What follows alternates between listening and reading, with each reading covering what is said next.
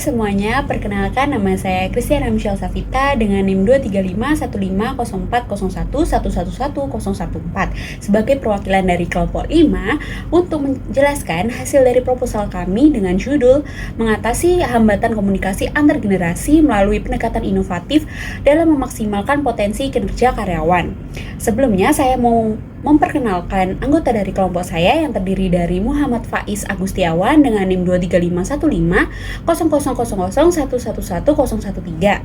Lalu ada Putri Ajeng Maharini dengan NIM 235150407111016. Lalu ada saya sendiri dengan NIM yang sudah saya sebutkan sebelumnya, dan juga ada Desi Fitriyah dengan NIM 2351509111030.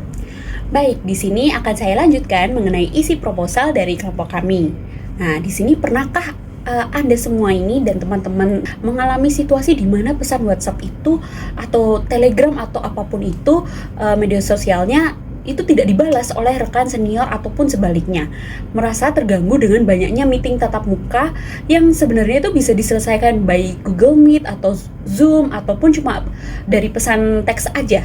Nah, di sini hari ini kita akan membahas mengenai bagaimana menyelaraskan komunikasi antar generasi di tempat kerja untuk menciptakan kolaborasi yang lebih efektif. Baik, di sini saya akan membahas mengenai suatu studi kasus dari potret realita kantor modern. Contoh studi kasus yang saya ambil, jadi di suatu perkantoran nih, di suatu bilik atau suatu sudut itu ada individu bernama Pak Hadi dengan umurnya 58 tahun yang tekun menelepon klien.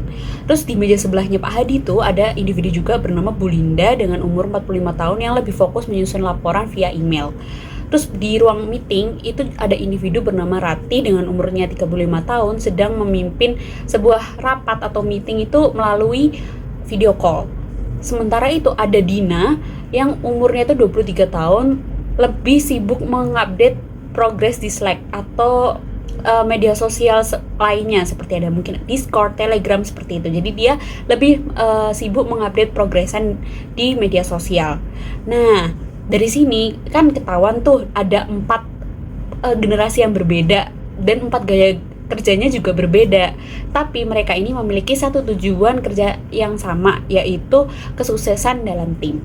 Oke, dari studi kasus tersebut kita bisa ketahui nih karakteristiknya yang unik dari setiap generasi itu seperti apa sih.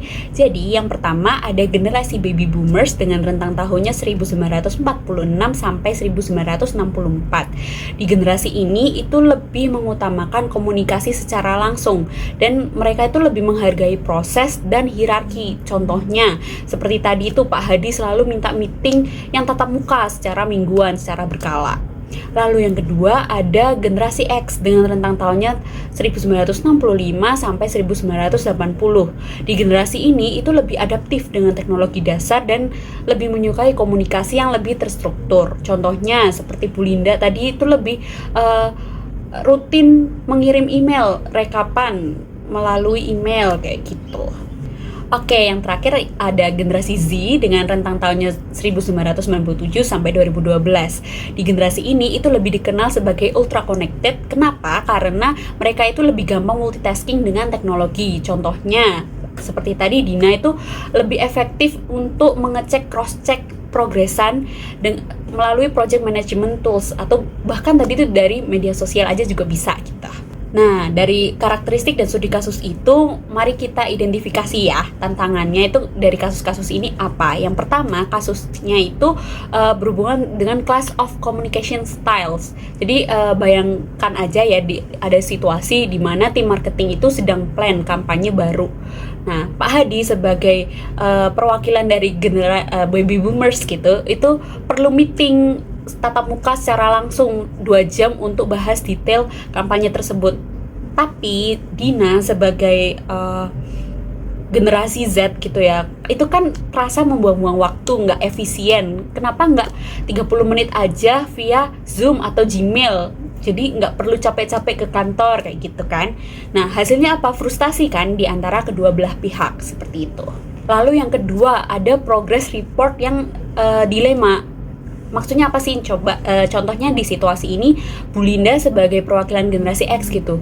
Tolong kirim laporan mingguan via email dong. Nah, Ratih sebagai generasi milenial, loh kan saya udah update secara real time ke Trello atau udah saya update ke media sosial apa kayak gitu kan. Nah dampaknya apa? Pekerjaannya tuh double dan informasinya juga nggak sinkron kayak gitu. Nah dari identifikasi tersebut di sini kami simpulkan ada beberapa solusi praktisnya.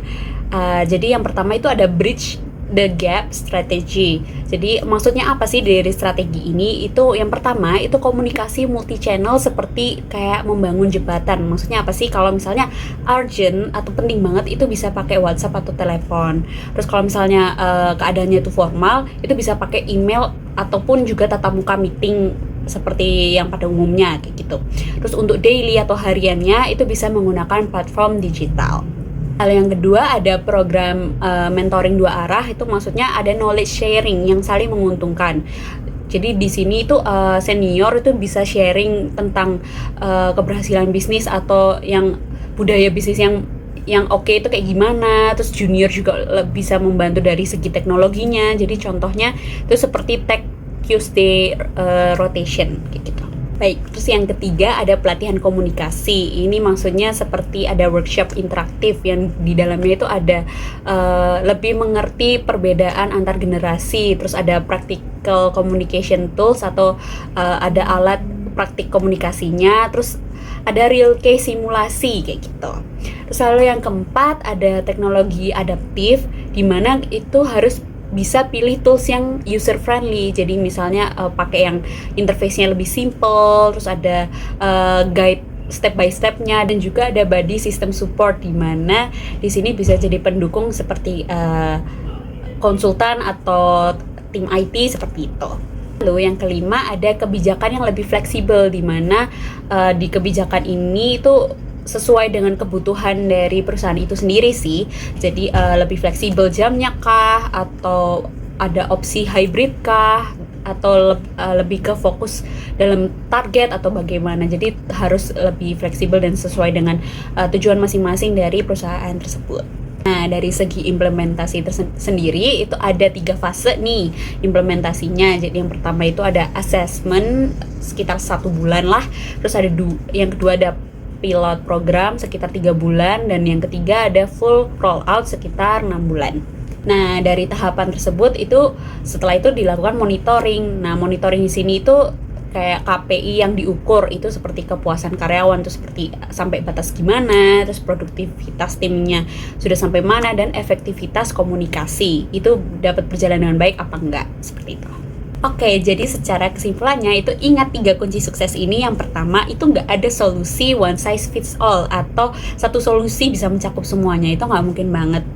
Karena kenapa? Karena yang kedua adalah fleksibilitas, itu adalah kuncinya. Karena di sini kita kan dari beberapa generasi, jadi kita tuh harus fleksibel, harus bisa menyesuaikan ini generasi ini bisa nggak untuk dibawa ke sini kayak gitu.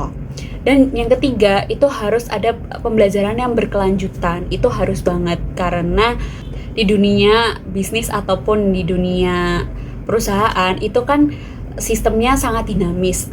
Jadi ada pembelajaran sistem atau pembelajaran suatu kerjaan gitu ya yang baru terus, jadi diperlukan pembelajaran yang berkelanjutan. Oke, jadi itu dari saya. Sebagai penutup, saya mau bilang perbedaan generasi itu bukan hambatan, tapi kesempatan untuk membuat tim kita lebih kuat. Jadi dengan pemahaman dan strategi yang tepat, kita bisa menciptakan lingkungan kerja yang lebih produktif dan lebih menyenangkan. Oke, jadi sekian dari saya. Terima kasih atas perhatiannya dan mohon maaf apabila ada salah kata yang kurang berkenan. Sampai jumpa.